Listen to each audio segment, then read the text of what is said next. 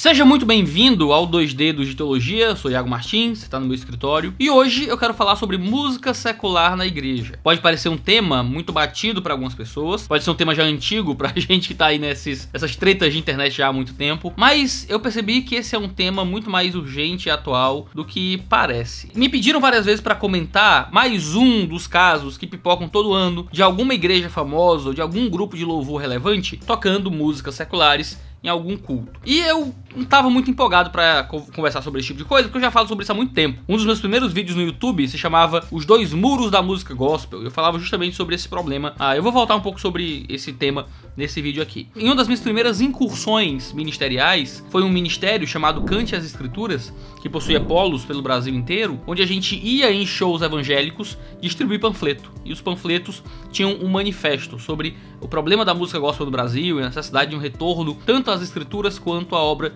de Cristo, para parar de ter músicas que fossem mero oba-oba, sensacionalismo, teologia da prosperidade, determinismos e coisas assim. Músicas rasas que nem sempre tinham conteúdo que realmente contribuísse para a edificação da igreja. O Cante as Escrituras ainda existe, ele não tá mais comigo. Hoje ele é cuidado pelo Felipe Castelo Branco e faz parte do Voltemos ao Evangelho, do Ministério Fiel. E é meio, assim, chato ficar comentando certas tretas que envolvem igrejas específicas, práticas específicas. Eu geralmente, quando comento coisas aqui no YouTube, eu falo de ideias, de teologias, de discursos públicos. Ficar comentando práticas de igrejas é uma coisa muito maldita, sabe? Existe um papel, não tô dizendo que não é pra fazer isso, mas não é o tipo de coisa que eu me sinto confortável de fazer. Porque discutir discursos é muito seguro. O cara disse uma coisa, eu interpreto o que ele disse, eu leio e eu argumento em cima do que foi dito. Ficar julgando práticas, já às vezes tem coisas que a gente não sabe exatamente o que tá por trás, a gente não conhece os envolvidos, a gente pode errar o tom, seja por ser muito leve com gente que é safada, ou de ser muito grosso com gente simples arrependida. Então é muito chato, é muito complicado ficar falando sobre pessoas na internet. Por isso que quando ficaram pedindo insistentemente que eu comentasse sobre a banda A Casa,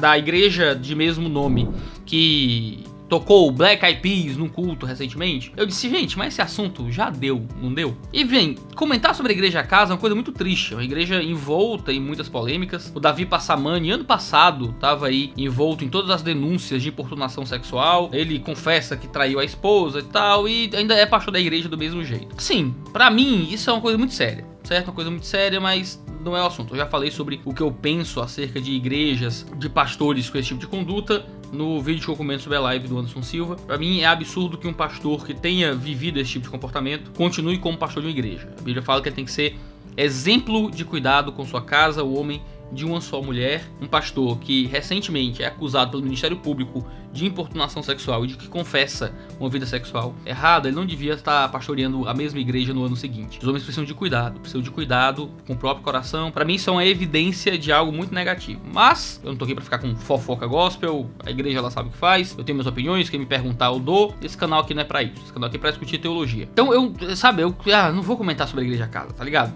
Sabe, é tanta coisa que não tá certa, que não tem pra que eu ficar cavucando aí esse negócio. Tem coisa que quanto mais mexe, mais fede. Mas o que foi que eu encontrei pra minha surpresa? Depois de tanto tempo de internet, de produção de conteúdo online, eu vi várias pessoas boas, gente que produz bom conteúdo na internet, justificando esse tipo de prática. Dizendo, gente, é coisa boba discutir isso ainda hoje.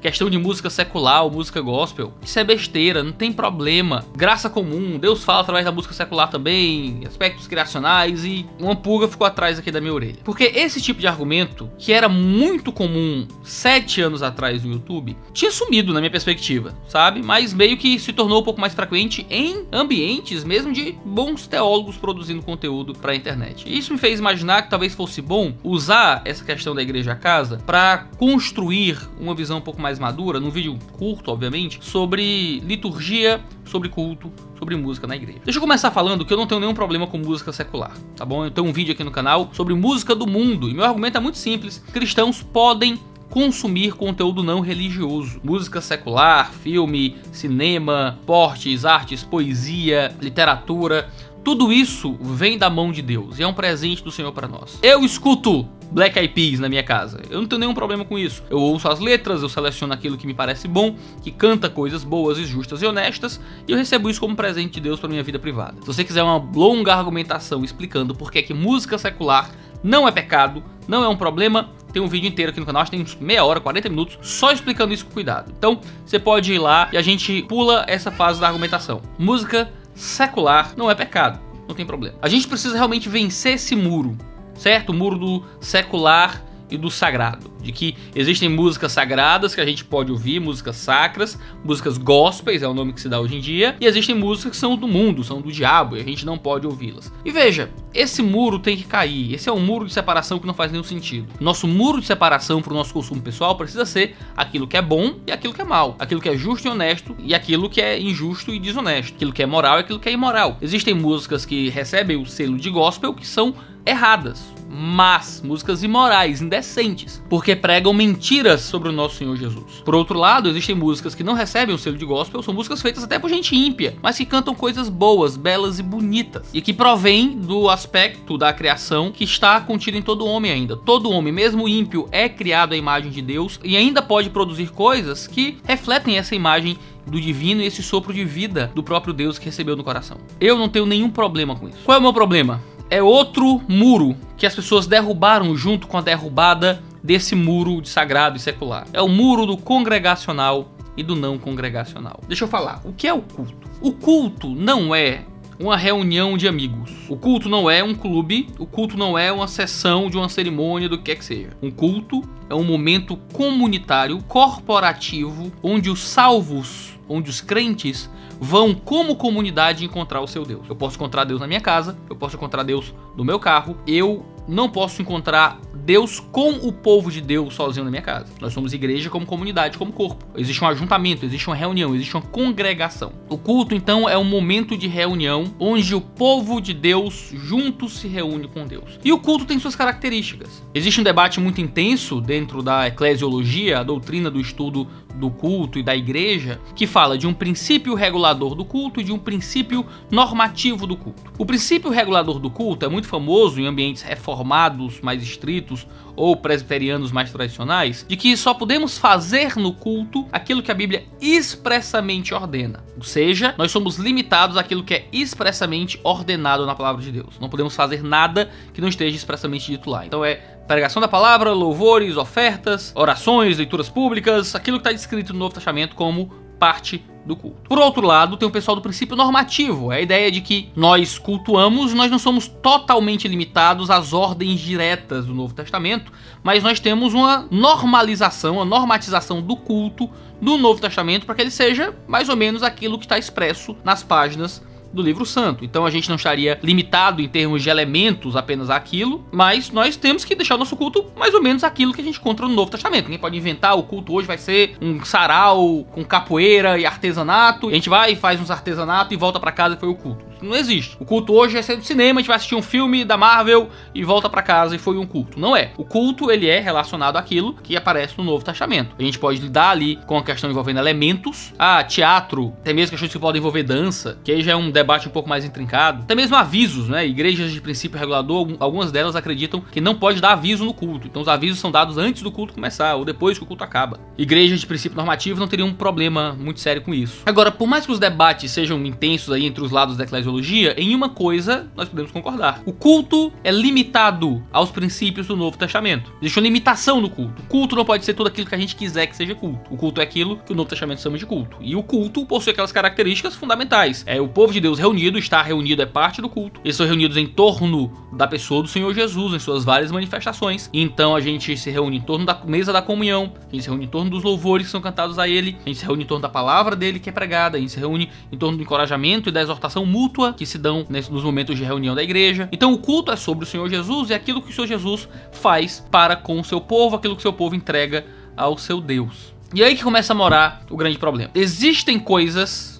que são próprias para o culto e outras que não o são. Deixa eu dar um exemplo. Uma palestra de educação financeira é uma coisa boa. É uma coisa que provém de Deus. Aprender a cuidar das minhas finanças, isso é maravilhoso. Se um coaching, um educador financeiro, um gestor financeiro vai na minha empresa e me dá uma palestra sobre como cuidar do meu dinheiro, uma palestra, pura e simplesmente, isso é bom. Se eu chego domingo na minha igreja e ao invés do pastor pregando a palavra do Senhor Jesus Cristo, eu tenho um coaching me ensinando sobre gestão financeira, eu não tô falando de uma pregação bíblica sobre dinheiro, falando de um coaching ensinando sobre gestão financeira no culto de domingo, eu tenho algo que não é próprio do culto. Porque o culto deve ter pregação da palavra, deve ter ensino público das escrituras me apontando para a obra perfeita de Cristo Jesus. Uma palestra de educação financeira Então faz isso. Não é isso que eu encontro lá. Deixa eu dar mais um exemplo. Meditação ou mindfulness são duas coisas muito boas. Pessoas que têm crise de ansiedade, pessoas que têm problemas com cérebro acelerado, a mente acelerada, têm dificuldade de concentração, muitas vezes fazem práticas de meditação. Não é aquela meditação transcendental, hindu ou o que é que seja, mas são, sabe, atos de parar, você tem um mindfulness, você percebe o ambiente e tal, você respira, respiração diafragmática, como um jeito de você pensar acerca das coisas, você acalmar e começar tudo. Isso é uma coisa boa, justa, já fiz em casa várias vezes. Se eu chego no culto de domingo e ao invés de nós orarmos, nós meditarmos, ao invés de nos reunirmos e orarmos ao Senhor, nós fizermos mindfulness, aquilo que é uma coisa boa fora do ambiente do culto se torna um problema, se torna um pecado, se torna uma corrupção daquilo que é a reunião do povo de Deus. Deixei para um terceiro exemplo e agora se torna mais real. Eu escuto música secular na minha casa, no meu carro, eu não tenho problema com isso, eu glorifico a Deus com isso. Deus nos deu o belo e o bom e o justo para nós cantarmos e falarmos a respeito disso, não tem nenhum problema. Se eu chego no culto de domingo e ao invés de estarmos louvando o nome do Senhor Jesus, estamos ouvindo a música que eu ouvi no carro, a gente tem um problema. Eu posso ouvir Black Eyed Peas no meu carro, aí se Black Eyed Peas é uma música boa, honesta, justa, crente, aí já é outra conversa. Mas imagina, eu chego no meu carro, no estacionamento da igreja, ouvindo I Got a Feeling do Black Eyed Peas. Isso pode ser bom. Eu não sei, a letra é boa, a letra tem moralidade, eu não sei, acho que não tem. Mas é isso. Tô ouvindo aqui no meu carro, no estacionamento da igreja, maravilha. Eu desligo o carro. Se eu entro no culto e estão tocando a mesma música, eu tenho uma profanação na minha frente. O que era honesto, justo e bom dentro do meu carro se torna desonesto, mal, se torna uma profanação quando acontece como parte do culto ao Deus vivo, não do culto privado na minha casa e no meu carro, mas do culto público onde o povo de Deus se reúne. Por quê? Porque existem descrições de como essas coisas funcionam. Nós nos reunimos para louvar o nome do nosso Senhor Jesus Cristo. Quando uma banda sobe diante da igreja e ao invés de guiar os louvores, e veja, banda nem é algo que está no Novo Testamento, tá? Banda nem é fundamental para o culto, banda não é elemento de culto, banda é uma configuração moderna, completamente legítima, mas uma configuração moderna de algo que é muito mais simples no Novo Testamento. Nós cantamos a Deus, é isso. Pode não ter banda, pode ser só a galera reunida cantando a capela, todo mundo cantando junto, sem ninguém que reja, sem ninguém que cante mais alto. E funciona. Pode ter um coral lá na frente, todo mundo cantando junto com o coral, mesma coisa. Pode não ter instrumento, pode ter instrumento. O contexto de uma banda lá na frente que canta e se apresenta é uma confusão. Por quê? Porque o que nós temos no contexto do Novo Testamento é o canto congregacional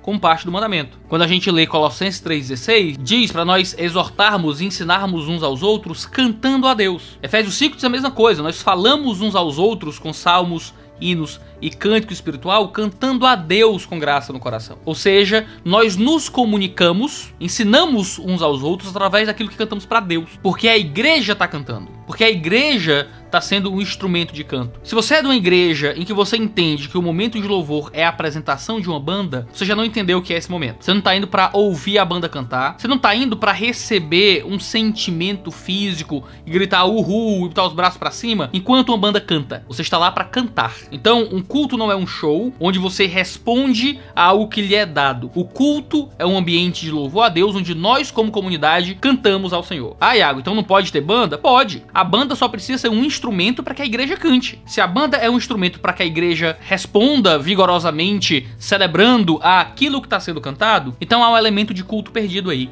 o canto congregacional. Quando a gente perde isso, nós estamos aqui para cantarmos juntos a Deus, falando uns aos outros. Aí você começa a entender que se é só uma apresentação musical, se as pessoas estão só reagindo àquilo que a banda faz, então a banda muitas vezes toca o que quiser. Às vezes a banda toca um I Got a Feeling no culto e a galera vai reagir também, porque a grande questão é o efeito que a banda vai causar na igreja. Isso é um problema. A igreja deve estar cantando a Deus. E cantando o que, você me pergunta? Cantando aquilo que pode ensinar e edificar uns aos outros. Cantando a palavra de Cristo. É o que a gente encontra em Colossenses 3,16. Que a palavra de Cristo habite ricamente em vós, em toda sabedoria, ensinando-vos e exortando-vos uns aos outros, cantando a Deus com graça no coração. Como é que a palavra de Cristo habita na igreja? A palavra de Cristo habita na igreja quando a gente fornece sabedoria para a igreja. Essa sabedoria vem quando a gente ensina, quando a gente exorta uns aos outros. E onde é que a gente faz isso em Colossenses 3,16?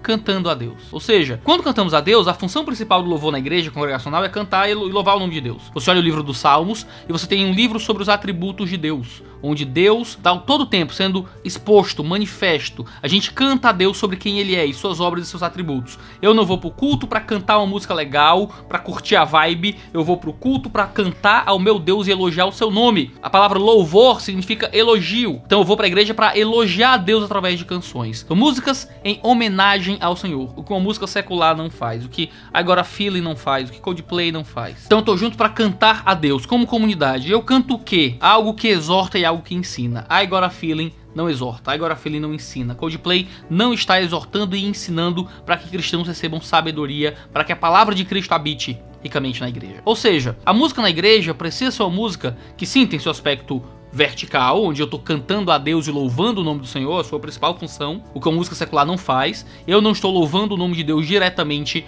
não de forma indireta, como quem come uma comida e louva a Deus, mas louvando de forma direta ao Senhor com as canções. Eu não estou fazendo isso com a música secular. Eu não estou cantando a Deus elogios ao seu nome, e eu não estou cantando para a igreja algo que exorte, algo que ensine na sabedoria da palavra de Cristo. Porque essa é a função da música na igreja. Assim como essa é a função da pregação na igreja. Nós ouvimos e cantamos coisas na igreja para a glória de Deus vivo. Então, secular e sagrado é realmente um muro que precisa cair. Congregacional e não congregacional é um muro que precisa permanecer. Aquilo que a gente faz no culto não é a mesma coisa que a gente faz fora do culto. Tem um livro muito bom chamado Jubilate, um livro bem antigo sobre louvor na igreja, que ele tem um termo que eu gosto muito. Ele fala de arte funcional. Fora da igreja, a gente pode curtir arte pela arte. As coisas são legais, são bonitas, são belas, e a gente louva a Deus só porque aquilo é bom. Beber água pra glória de Deus, né? Tomar suco pra glória de Deus, quer comais, quer bebais, diz 1 Coríntios 10, 31.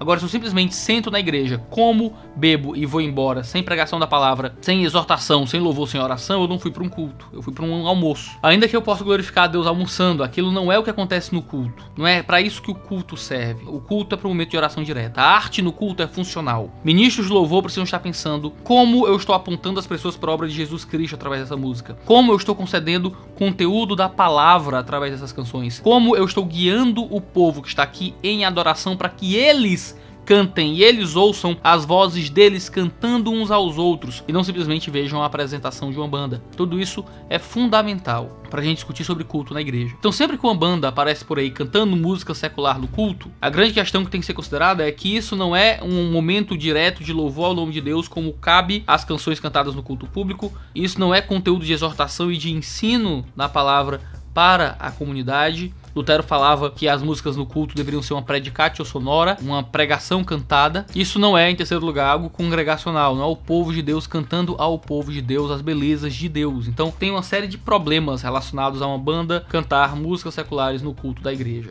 É uma bobagem, é uma questão de voltar aos rudimentos, mas infelizmente a gente tem que discutir rudimentos ainda hoje nesse contexto de internet. Então cuidado com aquilo que tem sido cantado na igreja, cuidem para que os nossos louvores, nossos momentos de louvor, sejam cada vez mais bíblicos, mais sérios, mais centrados na palavra, e não um mero momento de música aleatório sem nenhum propósito central. Então é isso, tem vídeo aqui toda terça e quinta-feira, sempre 10 horas da manhã, aqui no 2D de Teologia. Não deixa de clicar em se inscrever aqui embaixo, clicar em like aqui no vídeo. Dá tchau pro pessoal. Diz, até amanhã. Caiu. Caiu. Na unção. Tchau.